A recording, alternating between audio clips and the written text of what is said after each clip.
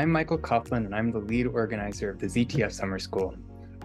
What is the ZTF Summer School, you ask? Let's start with ZTF. ZTF stands for the Zwicky Transient Facility, and it's a large international collaboration of astronomers who use a robotic telescope at the Palomar Observatory to detect and study time-varying objects in the universe.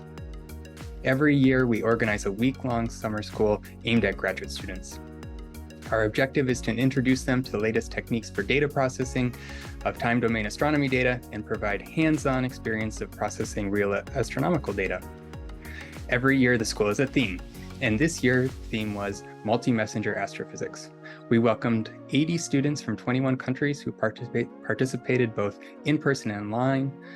Via lectures, they were introduced to topics such as the electromagnetic and gravitational data products and associated observing scenarios, machine learning for multi-messenger astrophysics, neutrinos as a potential astronomical messenger, gamma ray bursts, fast transients, and more. Following the lectures, students participated in collaborative work on Python notebooks containing relatively informative exercises. As expected, students mostly enjoyed hearing about all the latest research in this really cool area, especially the relative breadth of the lectures, touching on very many data sets and associated science cases.